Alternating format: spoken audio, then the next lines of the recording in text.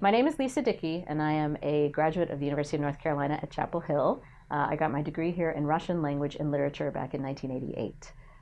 So I started studying Russian in 1984 as a freshman. I found it very difficult, but I stuck with it. And when I was a sophomore, I decided that I wanted to major in it because I really loved Russian literature, and I thought it would be useful somehow to be able to speak the Russian language. So my first job out of college was I got a job as a nanny for a U.S. diplomatic family that was stationed at the U.S. Embassy in Moscow. So this was super exciting for me. I was 21, and my dream had been to find a way to live in Russia because I just thought it would be a really fascinating place. And at the time, it was still the Soviet Union, and so it was a really weird time to be living there, particularly living at the U.S. Embassy. But I spent 7 months there working for this family and got to meet Russian people and spend time over there and improve my language skills. And after 7 months, I left. I actually took the Trans-Siberian from Moscow through Mongolia and into Beijing and went traveling from there. And it was one of the most exciting times of my life. It was so fantastic to be there and see what Russia was like. And I didn't actually need to know Russian for that particular job, although it did help me.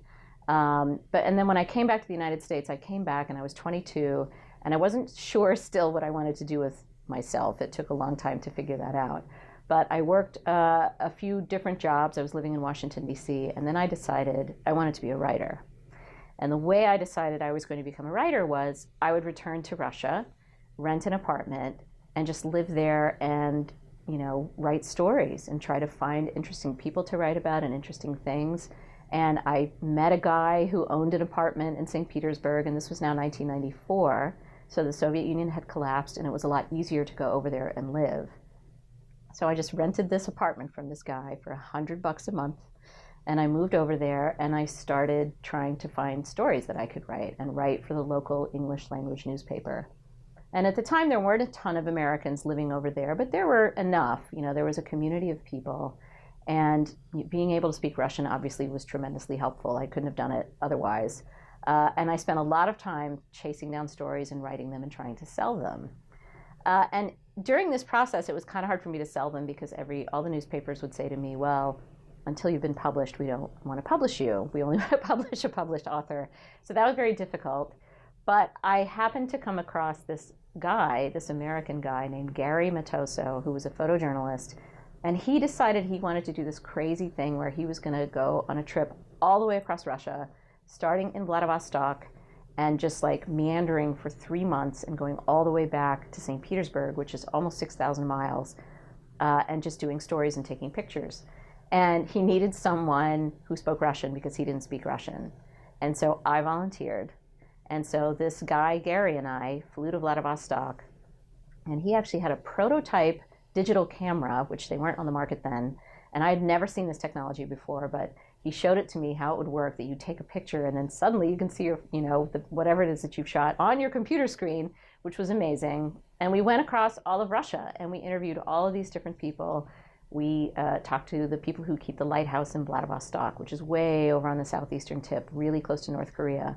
And then we went to this place called Birobidzhan, which was the capital of the Jewish autonomous region set up by Joseph Stalin back in the 1920s. And then we continued onward. We got to meet a farmer out in Buryatia, which is one of the autonomous regions, republics. And then we continued on, and we got to go out on a research expedition on Lake Baikal with a bunch of scientists who studied the lake.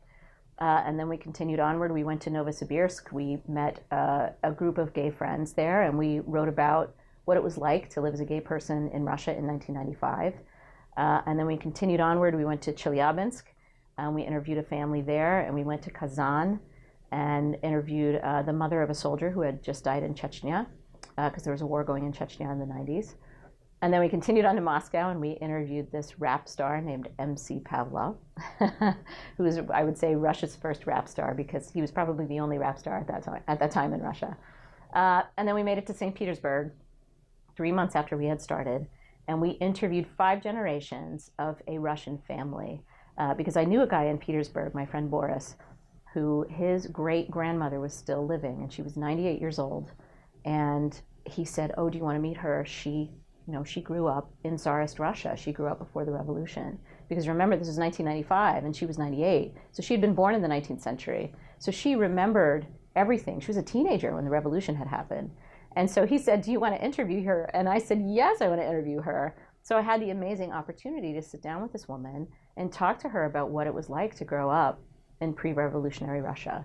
And after I got done interviewing her and about the revolution and about the Civil War and about the First World War, I interviewed her daughter, my friend's grandmother, who then told me what it was like to be a young woman during the Second World War and living in Leningrad during the Second World War.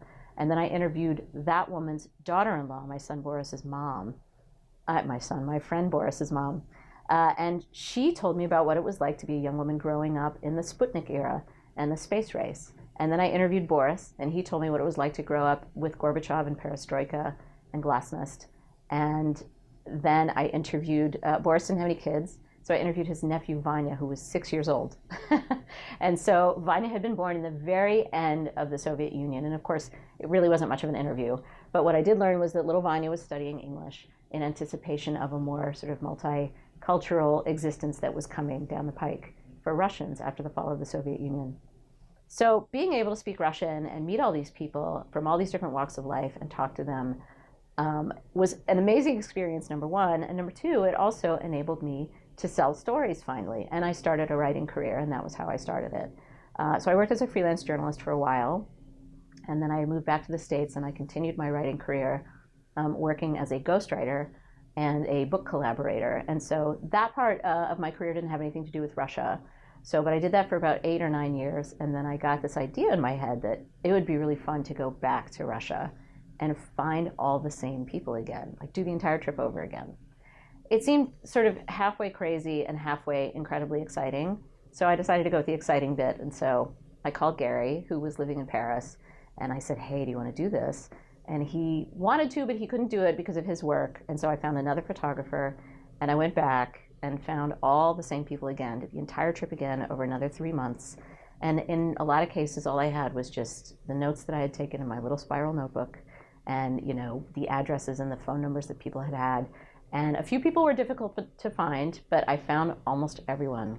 And I interviewed them all, and their lives were very different, because now instead of it being Boris Yeltsin and a disastrous economy, now the economy was much better, and it was Vladimir Putin, and people seemed to be doing better than they had been doing. And then after that trip, I came back to the States and I wrote more books, again, not about Russia. And then another 10 years went by, and guess what? I decided I wanted to go back again. And so I did. And this time I went by myself, and this was in the fall of 2015. I did the entire trip again over another 3 months. I found all the same people again, and I interviewed them again, and I wrote a book of my own. And that book is Bears in the Streets, and it came out in January of 2017. And I just, I think about when I went to, when I was in college, and I remember studying Russian and thinking it was such a difficult language, and was I ever going to master it? And when I decided I was going to major in Russian language and literature, I remember my father in particular was kind of disappointed, because he thought, what in the world are you ever going to do with that? And of course, my first job that I was so excited about, going and being a nanny for this diplomatic family in Moscow, I thought was the greatest thing in the world, because I got to go live in Russia. And my dad said to me, oh, I'm so glad I paid for this college education for you to go and basically be a babysitter. But I have to say, my career and my writing career and the things that I have been most passionate about have come about because I was able to study Russian. And I will also say, one of the biggest reasons that I had for wanting to study Russian language and literature is, Russian literature is some of the greatest literature that has ever been written in any language. And so, to my mind, it just felt like, well, I could major in history or English or politics or something like that, political science. But, learning another language for me also helped as a writer, because when you start thinking about how am I going to express myself in this other language, you start to really understand how language is put together and how people express themselves and how the native language that you speak affects the way that you think and the way that you express yourself. So it's just been immeasurably helpful to me in pretty much every element of my professional life, whether I'm speaking Russian or writing in Russian or anything having to do with Russian. It's helped inform the way that I think and the way that I express myself. So, I really enjoyed studying Russian at UNC. I treasure those years that I did it, and I'm so glad that I did, because it's really made a huge difference in my life and in my career.